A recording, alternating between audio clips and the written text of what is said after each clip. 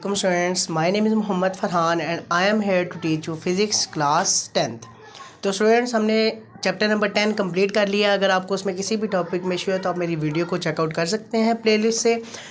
आज हम chapter number 11 start करने जा रहे हैं जिसका नाम है साउंड। तो हमने साउंड को पहले चैप्टर नंबर 10 में भी पढ़ा था। साउंड क्या होती है? एक वेव होती है जिसको प्रोड्यूस होने के लिए कोई ना कोई मीडियम रिक्वायर्ड होता है। अब जिस तरह हम बोल रहे हैं, एक दूसरे को सुन रहे हैं, तो अगर हवा प्रेजेंट ना हो, हवा यहाँ पे मीडियम है, तो हम एक दूसरे को सुन नहीं सकते। तो स्टार्ट करते हैं। पहला क्वेश्चन है हमारे पास कि साउंड वेव क्या होती है या साउंड क्या होता है। ये 3-4 तरह से क्वेश्चन आएगा, उसका आपने यही आंसर लिखना है कि what is sound, what is sound wave, how sound is produce और how sound wave is produce, या write the example of vibrating body.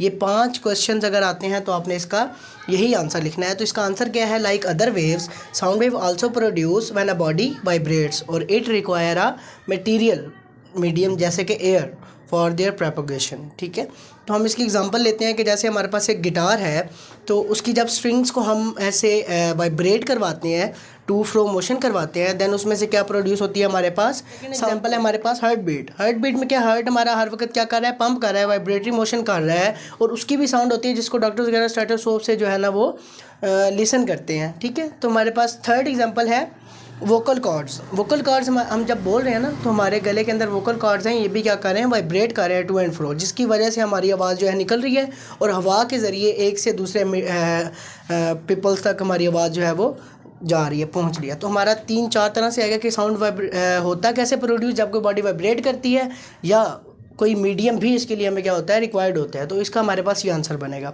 Next हम एक पास एक्टिविटी है, sound is produce by vibrating body. तो हम इसको एक्टिविटी से discuss करते हैं कि जब बॉडी वाइब्रेट होती है तो कैसे साउंड प्रोड्यूस होता है। इसकी कोई एक्टिविटी करके देखते हैं। तो आपने अपनी फिजिक्स लैब में देखा होगा कि इंस्ट्रूमेंट पड़ा होता है ट्यूनिंग फोर्क। ठीक है, मेटल का इंस्ट्रूमेंट होता है ये। जब हम इसको एक रबर हैमर के साथ, आप देखते हैं जब भी हम ये देखें, अभी ये मैं इसको बजा रहा हूँ, यहाँ पे टू एंड फ्रो मोशन कर रहा हूँ, तो इसके अंदर ये सॉलिड है, इसके अंदर क्या है? मॉलिक्यूल्स हैं, पार्टिकल्स हैं। तो वो पार्टिकल्स क्या होते हैं? आपस में वाइब्रेट होते हैं, कोलाइड करते हैं, जिसकी वजह से हमें क्या आती है?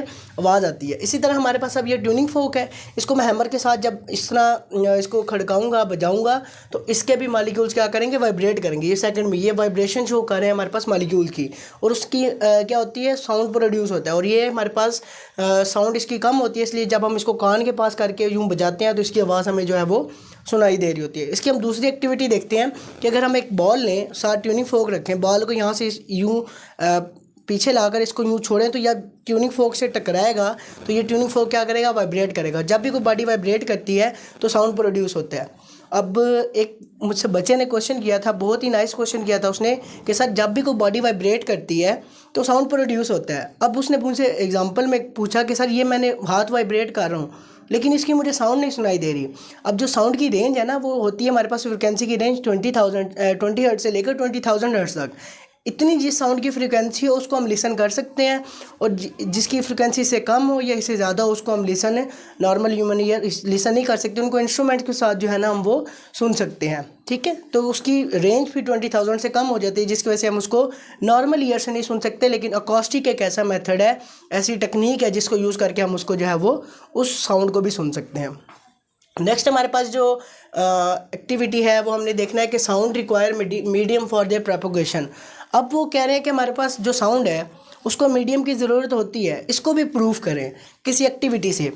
अब फॉर एग्जांपल हम क्या कहते हैं, हमने एक ये जार लिया है, बेल जार। ठीक है, इसके अंदर हमने एक इलेक्ट्रिक बेल रखी है जिसको हमने पावर सप्लाई से कनेक्ट किया है। अब जब ये मैं यहाँ से इसको सप्लाई दूंगा तो ये इलेक्ट्रिक बेल क्या हो जाएगी? बजना स्टार्ट हो जाएगी और हमें क्या होगी? साउंड सुनाई देने लग जाएगी। अब इसके नीचे हमने एक वैक्यूम पंप लगाया हुआ है। वैक्यूम पंप क्या करेगा? इसमें से हवा, पहले इसमें हवा थी, अब वो क्या करेगा? इसमें से हवा को एस्केप आउट करेगा, एयर को यहाँ से क्या करेगा? एस्केप करेगा। किसको? एयर को। और जब एयर ना रहे तो हमारे पास, हम देखेंगे जैसे जैसे हम इसमें से एयर एस्केप आउट करते जा रहे हैं तो वो बेल की जो आवाज़ है जो पहले आ रही थी वो पहले लाइट होती कम होती बिल्कुल हमें वो सुनाई देना बंद हो जाएगी। क्यों बंद हो जाएगी? हमने इसमें से हवा को बाहर निकाल लिया। जब हवा ही नहीं रही, मीडियम ही नहीं रही, तो हम एक साउंड को नहीं सुन सकते। तो ये उस बात का प्रूफ है जो बार बार मैं आपको बात बता रहा हूँ कि साउंड के लिए हमें एयर मीडियम ज़रूरी होता है। तो जब यहाँ से हमने हवा को बाहर निकाली एक्सपेरिमेंट में, तो हमें कोई भी आवाज़ सुनाई नहीं देगी। नेक्स्ट है हमारे पास लॉन्गिट्यूडनल नेचर ऑफ वेव। ये क्या होता है, हमारे पास अब ट्यूनिंग फोक है, इसको जब हम वाइब्रेट करते हैं, पहले ही हमने वाइब्रेशन से पहले शो करवाया कि जब वाइब्रेट नहीं किया, इसको हमने हैमर के साथ बजाया नहीं है, तो हमारे पास जो एयर मालिक्यूल है इसके आसपास वो यूनिफॉर्म है, मतलब हवा यूनिफॉर्म है। अब मैं यूँ इसको यूँ कर रहा हूँ ना, तो अब हवा क्या होती है, इधर को पुश हो रही है, इधर को भी पुश हो रही है। तो जब ये ऐसे मैंने हाथ रखे हुए हवा को मैं पुश नहीं कर रहा, तो हवा की जो ये हमारे पास एयर है, इसके जो मालिक्यूल्स हैं ये यूनिफॉर्म है। अब मैंने क्या किया, इसको पकड़ के यूँ एक्सपैंड किया, मतलब यहाँ से भी इसको एक्सपैंड किया, यहाँ से भी इसको ट्यूनिंग फोक को। तो अब इसमें क्या होगा, हमारे पास इसकी जो वन साइड है, यहाँ पे वाले जो एयर मॉलिक्यूल हैं ये कंप्रेस्ड हो जाएंगे। अब जैसे आप कहते हैं ना स्प्रिंग को मैं अब एक मेरे पास इधर भी स्प्रिंग है, इधर भी, अब मैं हाथों को ऐसे करूँगा तो स्प्रिंग यहाँ से और यहाँ से क्या हो जाएगा, कंप्रेस हो जाएगा। तो लॉन्गिट्यूडनल में होता है क्या, हमारे पास या कंप्रेशन होती है या रेयर फ्रैक्शन। कंप्रेशन का मतलब होता है हमारे पास जो लूप्स हमारे पास क्लोज होते हैं, रेयर फ्रैक्शन क्या होता है, लूप्स हमारे पास ओपन होते हैं। तो ये लूप्स जो है हमारे पास ये एयर मॉलिक्यूल्स के हैं। तो जब हम इसको यूँ एक्सपेंड करेंगे तो एक साइड से उसके जो मॉलिक्यूल्स हैं वो क्या हो जाएंगे, कंप्रेस्ड हो जाएंगे, और सेकंड में हम इसको पकड़ के यूँ कंप्रेस करते हैं या दोनों तरफ से ऐसे बजाते हैं, तो वो जो दरमियान इसके हवा है उसमें जो हमारे पास वेव है वो दरमियान से क्या हो जाएगी, कंप्रेस्ड हो जाएगी।